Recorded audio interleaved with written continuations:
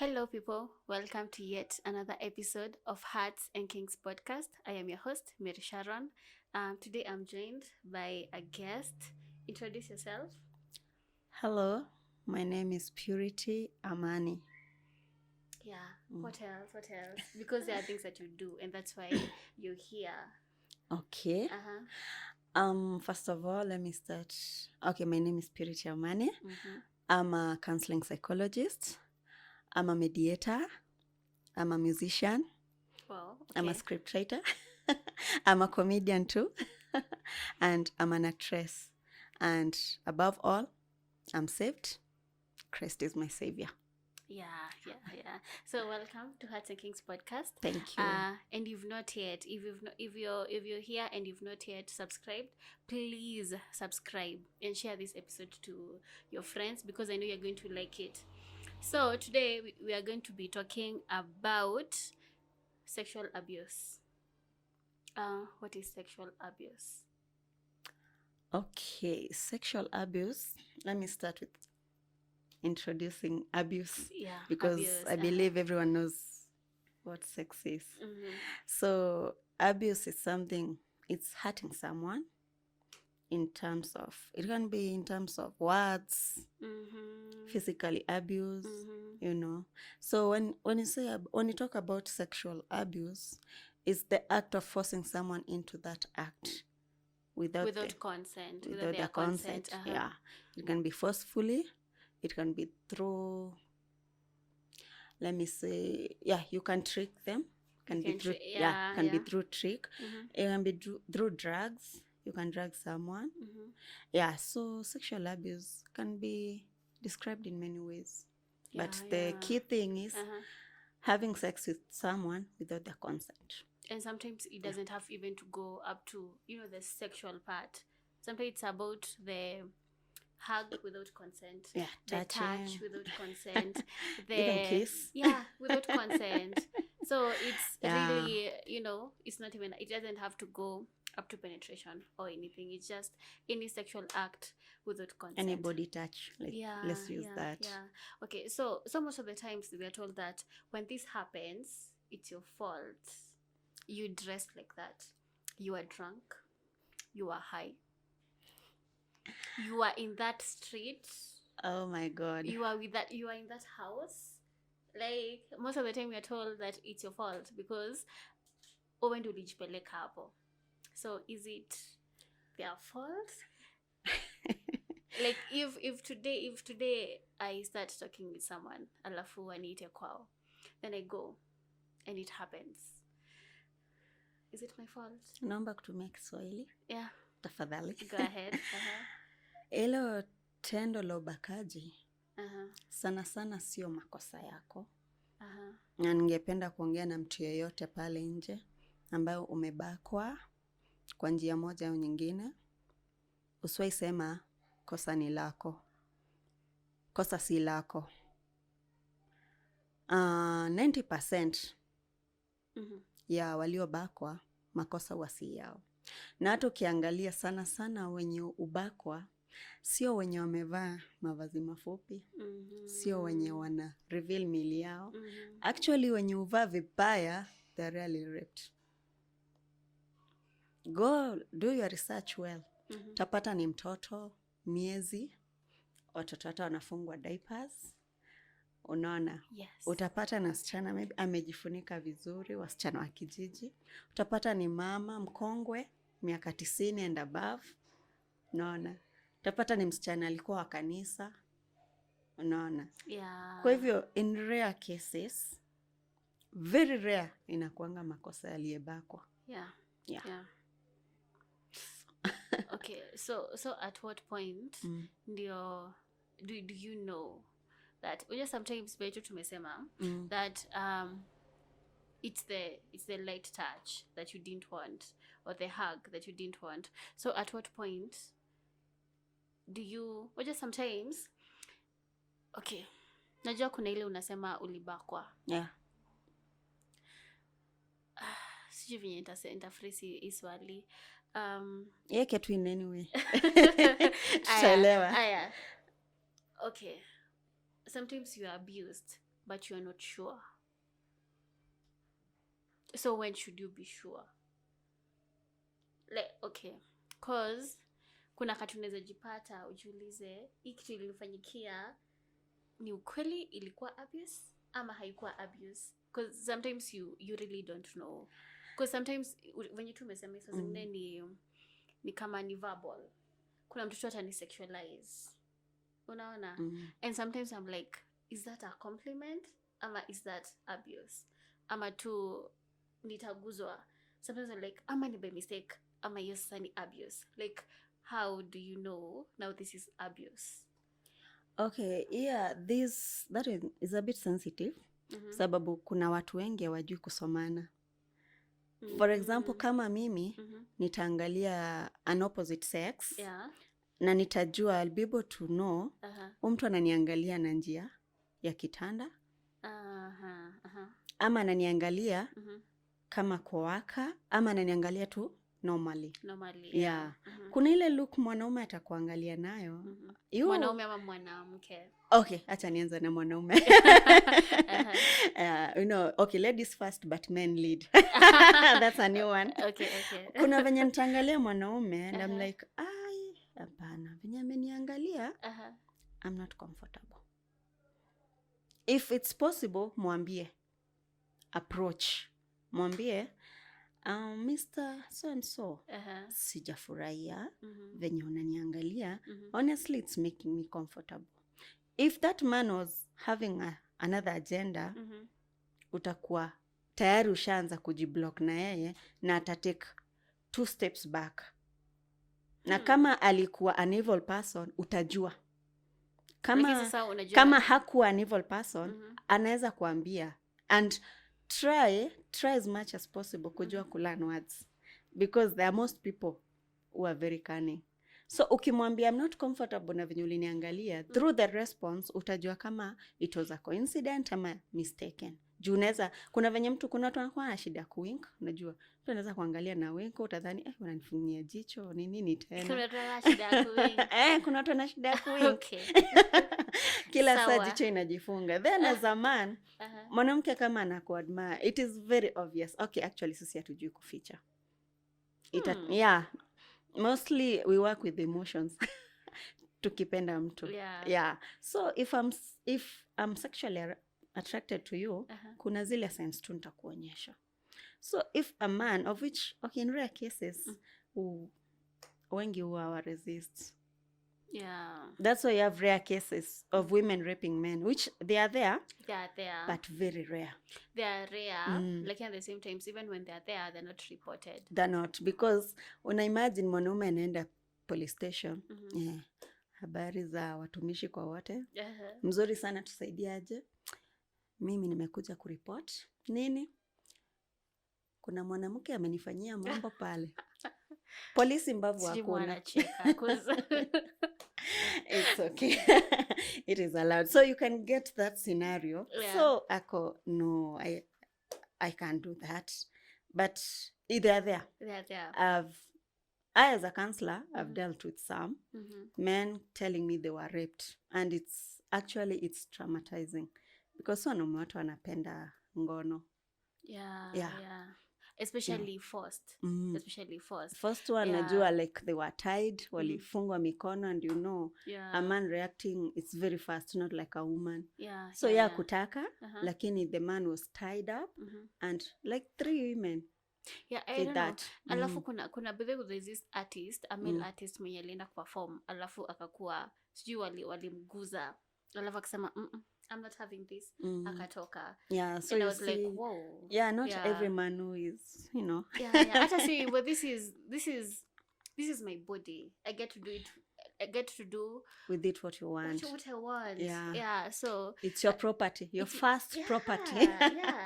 So nikisikia staki, na saa zingine ni hata sometimes unaweza kuwa kwa hiyo process maybe ya kumake out. Alafu in my head I'm like, no, I don't want it to pass here. Na I think the other person anafaa kuwa an accept. It doesn't matter kama ni a guy ama a lady. ikifika place akwambie no from here I am not comfortable with this, hata kama nimejipeleka, hata kama tumeanza, hata kama imefika mahali nasema nao sasa hapo ni okay, any pursuit, hata kama ni ya kunibembeleza. Sasa from then now that is abuse. I beg to disagree with you. Okay. Tendo la ngono mkishaanza kushikana, kuna venye mlikubaliana kuanzia mwanzo. Juu ni ngumu sana mwanaume akuja tuanze kushika ama mwanamke akuja kushikashike ukubali, akumumunye ukubali, unaona, afanye ukubali, then ikifika hiyo place nyingine umwambie hapa sitaki. Hapo sasa kuna, unajua mwanaume, and wanaume mnisamee, mwanaume anakuanga na akili mbili, ya hapa juu na ya hapo chini. Hii akili hapa chini inakuanga imelala, lakini ikiamshwa kabla ilale tena lazima ikuwe imefanya kitu, na ikishaamka uwe inafunga hii akili hapa juu. There is a way it blocks akili hapa juu.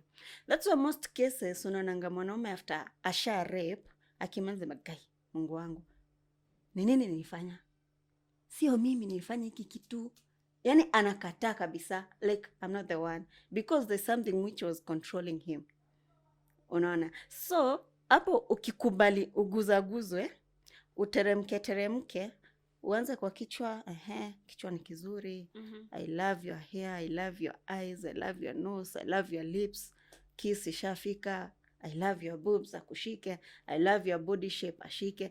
By the time awe amefanya hizo zote, ukubali, then ikifika the main part unakubali, hapo pia, that's why most people wanasema ni your fault. If you don't want sex, or you don't want the person to go beyond, be clear from the word go. Sema nimekuja, but all I want is kiss. So that you can prepare that person psychologically. Ajue hapa ni kiss tu, hapa ni mate tu, hakuna kitu ingine. Umwambie before muanze, kwa sababu akisha kuwa sexually aroused, kuna ile monster inainuka. Not men alone. I've seen a lady slapping a man. Why? Because they were there already, asha kuwa aroused, then the man anamwambia, no my dear, I'm not comfortable tukiendelea. The guy received slaps. Trust you me, they were hot, because already usha direct mwili, we are going there. I like the point yenye umesema ati it happens also to ladies, where hata wakifika place ati when they get sexual, because that is, we still have that drive, but just like men, lakini the part yenye, again, it's okay to communicate beforehand. Unasema I want you to get here, which is very important. Lakini pia I think pia we should teach consent. We should teach, are you okay for me to go ahead and kiss you? Yes. Do you want me to touch you here? Yes. Are you ready for penetration? Yes. And if ikifika place ikwe no, then we are not going to excuse the other person mwenye aliforsiwa kusema yes. Unaona, as much as we are saying that kuna place where inafika mtu anakuwa sexual hadi utaki kutoka, I think we should teach that ikifika, if a person says no at any particular point, kwa saa zingine it's okay, tumefanya hizo processes zote, tumefanya foreplay, sasa tuko now penetration, alafu ifike place yenye they want to do maybe ka anal and I don't want, hapo I am allowed to say no. If they say that they want to use maybe a toy on me and I don't want, I can say no at any point. I think at any point, doesn't matter how tumesahau kichwa ingine and we are thinking in this direction. I think at any point you can say no. I agree with you, but also I'll add, it is very important before you get yourself there, communicate before. That will, it has solve a lot. I also have like a younger friend who maybe she's around 18 maybe, alafu she was telling me that she was invited to this guy's place and she went, alafu the guy was trying to have sex with her, alafu was like, sis. what did you expect? Yeah, I think at the same understand. time you're not supposed to put yourself in situations where that you know comprom- very well. Ni kama sasa Yeah. swara anajipeleka kwa simba. Of course, what do you expect? Utakuliwa. Yeah. So I think that as much as we are teaching, ama before you go, you communicate. Communication is better, and if you don't know make the guy, sure there's clear communication and trust. And make sure that there's trust, that you know this, but don't put yourself, especially if you're in that age, don't put yourself in such situations if you're not there yet. True. Yeah. Then you'll go out saying men are dogs, and they're not. Yeah. And also I think we're dismissing that this like sexual abuse happens to men also. It does. Yeah, it does. Okay, so I'm in that situation. Okay. I don't want. What should I do? No is an answer. Someone told me once, no is an answer. And a firm no. Answer. A firm no. Don't say no meaning yes. Mm-hmm. And don't say no and in your heart you're like, I'm going to hurt this person. No. If you don't want it, you don't want it. Say no and stick with your no. And be firm about the no. Not no with small letter, no with capital letter. If you don't want, you don't want. You have a right of saying no. You have a right of denying it. Refusing the sex. Yeah. And men learn to take no positively. Yeah. When people tell you no, it doesn't mean that there's anything wrong with you. True. But there's anything wrong with the situation. Yeah. I have this story of a friend of mine. Okay. Who, she was in that situation, and in the process, like they were making out, and alafu, sometimes you change your mind because maybe the situation is just right, you didn't think it's going to go that far. Alafu, she had to go to the bathroom, hurt herself, like ilibidi aende ajihat ndio kuwe na damu, alafu aseme I'm on my period. Oh my God, you have to go to that extent. Yeah. Like she had to do that, which is very very bad. Yeah, I see, because hurting yourself, okay, I don't know. Maybe she saw the risk, maybe. And she saw this was a kind of guy who cannot take no for an answer. I think she tried saying no. I guess so. So Yeah. maybe that was the last option she had. I hope it was successful. Yeah, it was. was. Thank God. Thank God. Yeah, thank God. So men learn to take no, you know. Women And take also no ladies learn to take no. and say no. and saying no, especially to And women. put yourself in safe situations. Okay, actually, I'm relying more to women because they are the most affected ones. Yeah. As much as we are saying men get raped too, and mostly it's being sodomized, but the fact is the rate at which women are being raped, it's high. At the moment, it's high, and compared to the cases that are being reported, the ones which are not being reported, ndio mob. Yeah. Cases zenye haziripotiwi. That's why I'm also trying to get to those people. Because mostly wanajilaumu, wengi wanajificha, wanaona ni kama makosa ni ya and all that. So hata kuopen up inakuwa ngumu. Wengine wanatolea watoto wenye walipata makosa. Hiyo asira yani. And they become miserable. They make these kids miserable. Some end up even taking their own lives. Wow. It's because hawajakubali kujitoa, and also community. Most unaona ukiambia mtu like I have been raped, unaona hata kama mlikuwa close na yeye anaanza kukutenga. As if it was your fault, or as if you are a bad omen or something like that. Wengine unafeel hata mzazi anaambia mtoto wake jitenge na ule msichana. Unajua alirepiwa, unaweza jua alirepiwa kwa nini? Unajua hata anaweza kuwa alijipeleka kurepiwa. And this lady, it was not a mistake. Sio kupenda. Hakuna mtu anaweza I guess I don't think so. Yeah. Sidhani kwa hii dunia kuna mtoto anaweza anaambia mtu kuja ni rape. Hakuna. So when you try to tell a lady that it was her fault, it's like you're trying to tell her she told the man, come and rape me. That's what you're trying to say. Yeah. If you can't embrace this lady and show her that whatever happened to her, it's not her fault, then you are unachangia. I can say that. Unachangia, una support the rapist. Una support the rapist. Because once the lady is raped, then unasema makosa ilikuwa ya msichana. Yeah. It's like you're telling this man, go and rape others. You can come rape my sister, you can rape my daughter, you can rape my mother. That's what you're trying to say. Because if you're accusing the one who is raped, and not accusing the one who raped, what are you trying to say? You're supporting the rapists. Yeah. Tofauti yako na ni nini? Hakuna difference. Yeah. So the society, people, majirani, friends, mostly wamechangia. But if you have this thing like a lady is raped, try to hold her hand. Not try, hold her. Please do, yeah. Make her feel that she's a human being too. Make him feel he's a human being too. Try to make her feel that it was not a mistake. Try to make her accept herself. Because wengi wanajiachilia. Actually, wengi wana deal with rape case vibaya sana. Kuna mwenye anasema, swali ni haribu, acha ni haribu kabisa. Okay. How is a person supposed to deal with that situation? Ama when the person comes to you. Now, like the people who come to you, how do you handle them?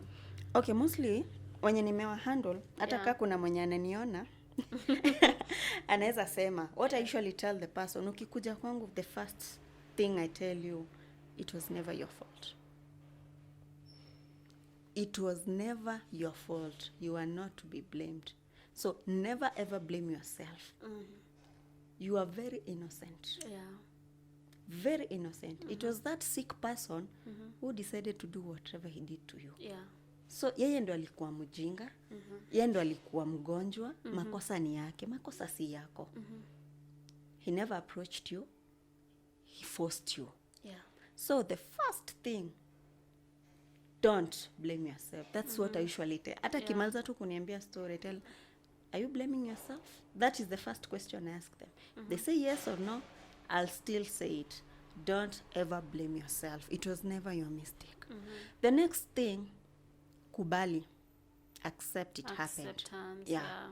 Accept it happened. After accepting, you can be angry, you can be sad. It is acceptable.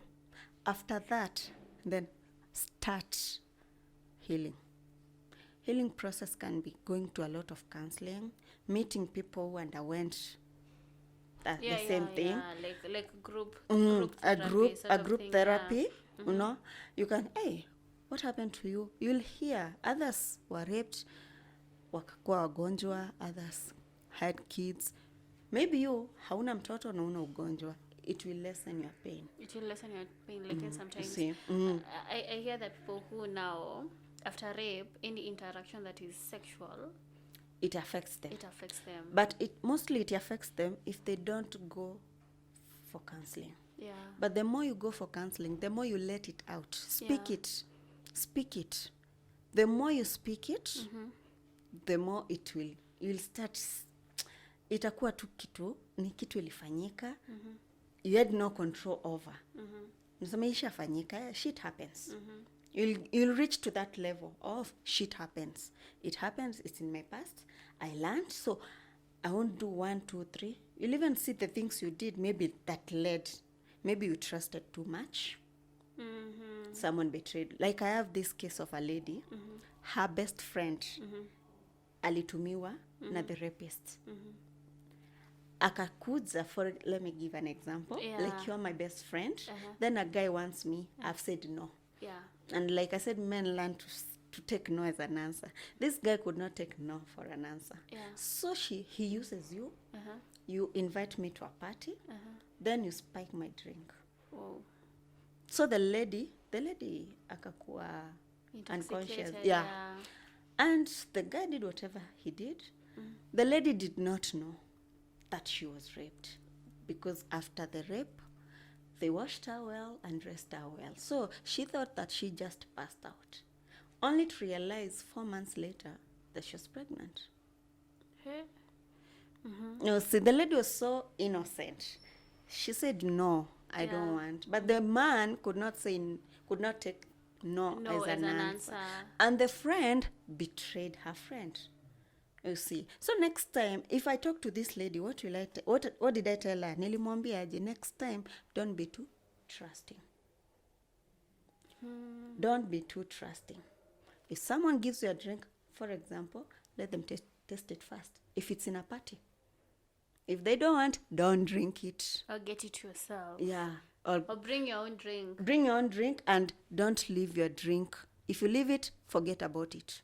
You see, now that's one step of preventing another sick head getting to her. Yeah.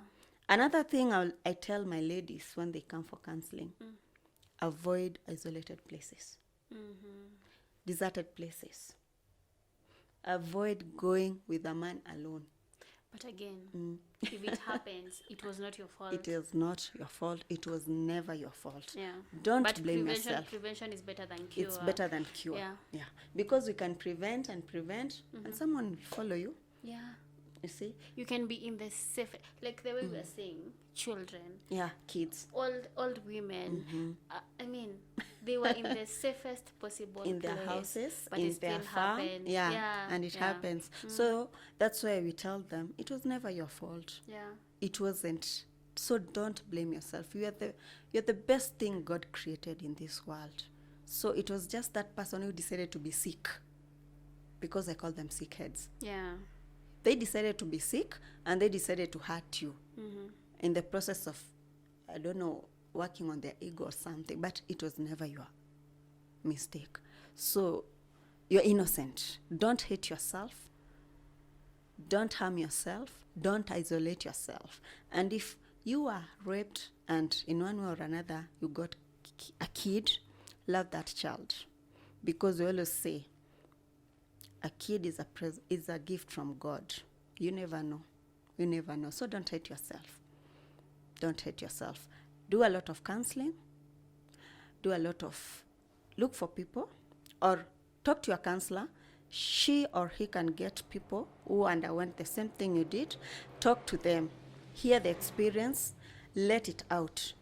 Every time you go, even if it's repeating the same story, repeat it. Say it again and again and again. The more you talk, the more you're getting healed. Yeah. And one day you're going to say, shit happened. It happened and I moved forward. Yeah. And you're going to be very happy and not broken. Yeah.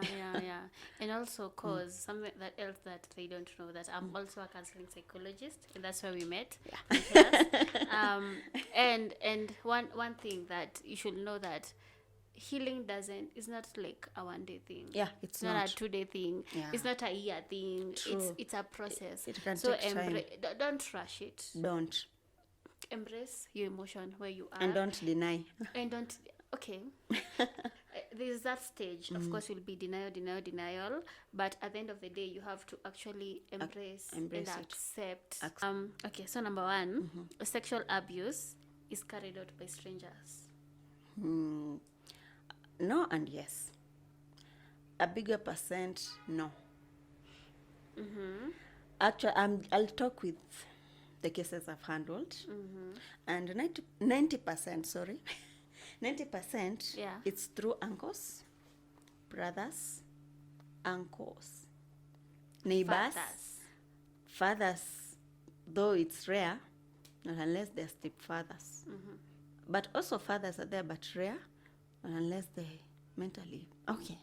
But teachers, yeah, pastors. I'm very sorry, pastors, but I've handled cases of pastors. No, we are not sorry. No, it's true. Yeah, actually, the rising cases these days, pastors are falling victims of rapists.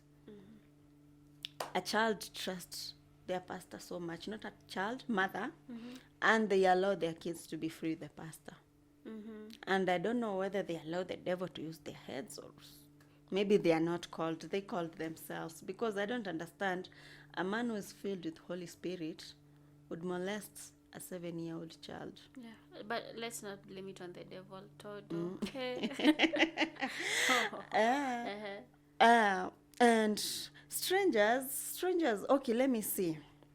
Stranger, at first they were strangers, then they introduce themselves to you. So it's rare, very rare, in rare cases, not unless, like what I said when I was telling lady to avoid deserted areas, not unless you're in a dark place, a deserted place, alone, then you meet with a stranger. Yeah, and he just pounce on you. But that's the very rare cases. Most cases, like kids, especially who are in diapers, who harm them? Their uncles, their cousins, their brothers, babysitter, fathers. You see. Yeah. So no, my answer would be no, not strangers. Yeah. Okay. Yeah. Only poor people experience sexual abuse. No. Yeah. No. It can happen to anyone. From any walk not of life. Only poor people. Yeah. Yeah. Question number 3. People who report later are lying about it. No. A big no. Yeah. When you, the way you say it, sometimes like the story I was telling you, it takes long to accept. Sometimes something happens to you, and you're not sure if it was abuse or it was not. So it may take you longer to actually report. Yeah. So when like people say that, now why didn't you report? Why didn't you report? Maybe someone was threatened. Yeah. If you say, I'll kill you or I'll kill your parents. Yeah. Like that young lady was being, let me give you that story. Yeah. The lady was being abused by DM's boyfriend. Yeah. Domestic worker's boyfriend. Yeah. She was inviting the guy after her employees goes. Then when she's in the kitchen, the boyfriend was busy abusing the child. And the child was scared because she was threatened. If you say, I'll kill your mommy and your daddy. Yeah. When I was doing research on this, there was this story that was that the lady was saying that it was sort of a transaction. So she wasn't sure if it's okay because he does this to me and then gives me sweets. They are convinced. Alafu then they were told, this is a secret. Now you have to keep it. And now years later, now that she's ready to actually talk about it, to actually accept it, people are like, but it happens years ago. So it doesn't matter how long it took them to actually say it. It does not disqualify the fact that it was abuse. Yeah, I also have this lady. She understood that she was being molested when she was around 16 years. Yeah. And she was being molested when she was 6 years. Yeah. But she didn't know. Until when they went and they started learning about sex. And the teachers mentioned about it. Yeah. That's when she, but uncle and uncle were doing this and this. Then she was told that you were being molested. So she went and reported. Yeah. Even so it doesn't matter after how long the person reports. It does not disqualify that the abuse actually happened. True. Yeah. Okay, so question number 4. If you are sexually abused, you will remain forever broken. Okay, that depends. Because there's someone I'm dealing with now. She is 45 years. She was raped when she was 9 years. And up to now she has never healed because she had never opened up to anyone, and because she was alitengwa na familia. So for all those years, since she was 9 years up to now she's 45 years, she has never. This is the time she's trying to heal. So if you don't talk about it, you can remain broke forever. If you don't talk about it, if you don't try to get help. Yeah, unless you place it like that. Because me, I would say false to this question. Because I think that this thing happened to you, but it doesn't make it you. You True. see? But when you argue it the way when you may argue that it can actually break you. Yeah. forever, because it comes with trauma, it comes with rejection. rejection. So if you place it like that, yes, but the sexual abuse happening to you, it doesn't make you less of a person, True. less of a human being, less, it doesn't qualify until less love for you, lesser opportunities. You're equal to, you're equal to the rest of us. Yeah. And that's why we will insist it's not your fault. You're it's not guilty. Yeah. Talk it out. Speak it out. Yeah. And it will go. Yeah. And again, on your point, come to us. No, your counselors. Come to us. Come to her, come to me. And we're going to help you walk through it. True. I'm helping people. In the right She's place. helping people. Yeah. And ask for help in the right places. Yeah. Because there are people who are they're not going to give you the right help that you actually need. True. Yeah. Okay, the last question. It's not rape if the person is intoxicated. False. It's rape. It is rape. Rape, like we started by saying, if the person is not comfortable with the act, it is sexual abuse. So actually that one is a big crime. If the person is intoxicated, because she was not allowed to fight back. Yeah. She was not allowed to say no. You see? So that is even a bigger crime. Let me ask you a question. Yeah. The person is intoxicated and they're intoxicated in such a way that they get sexual. And they're like, I want to do this act. Not because they actually want it. It's because they were forced. Not they were forced. I'm saying they're forced because of the intoxication. Yeah, the intoxication. Their mind tells them you are ready, but they are not. Someone tampered with their mind. You get it? No, not someone. Let's say I just got myself drunk. Alafu I'm in a party. I knew when I was getting drunk. Alafu I get to hook up with someone there. And we end up having sex. Would I say that is rape because I was not in my right mind? Because I know, maybe I consented. I consented it. You said yes. I said yes, but it was not you. It was me, but it was not you. It was you, but it was not you. Okay, so is that sexual abuse? It depends. Because I consented to it. It's just that I was drunk. Yeah. Okay. In that one, we can argue. We can say it was and it wasn't.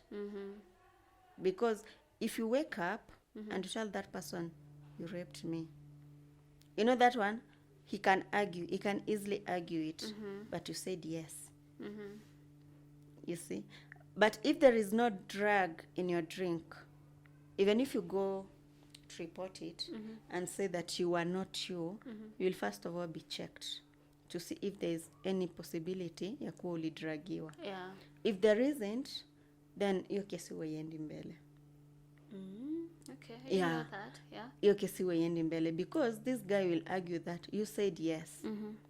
Maybe kulikuwa na witnesses hapo, waliona mkienda pamoja, waliona mkiongea, maybe CCTV zitachukua. Yeah. You were never forced. You talked, you danced, maybe you had some more drinks. So that one, it might be case to rape to you, but to the society, it is not. That's why many people hapa wataiweka, it was your fault. Okay. So this I would advise ladies, if you know you are a party girl, go with someone. Someone you can trust. Someone you can trust. Yeah. And if someone tells you, twende na mimi nikimisbehave nikilewa, unisaidie, be a trustworthy friend. Yeah. Be a trustworthy friend. Help her. Mutoke kwa bar. Because someone will take advantage and say you said yes. Yeah. No, you won't know. And that thing will also, itakusumbua. Yeah. It might also break you. So if something like that happened, look for us. We will help you. Yeah, we'll help you. Yeah. So we've come to the end of this episode. This episode is sponsored by Jill Store. Jill Store is a sex toy store where you can get all the BDSM kits you want, all the lube quality ones, sex toys, that rabbit toy that you want to try, or that the one that is in disguise yenye inaka lipstick. Kama you want that, ama anal toys, anything you want, lingerie, you're going to get there, high quality. And if you use my link, you're going to get it at 50% off. So go to the description box below and click the link, and you're going to get 50% off. Also, if you didn't know, I do have a sex card game that is here to help you ease the conversation between you and your spouse or that person you just met. And it makes the sex conversation way easier. Yeah, so you can get it at 2,500. Again, click the link in the description box below to order and spice up your sex life and your relationship. Yeah, so thank you for coming to this episode. Thank you for listening to this episode, and please subscribe and share it to your friends. Yeah, so you have been with me, Mary Sharon, and with me, Purity Amani. Yeah, we are both counseling psychologists. You can reach us out. I'm going to put your contacts. Okay, thank you. And your pages on the description below. And yeah, so this has been the episode. Bye.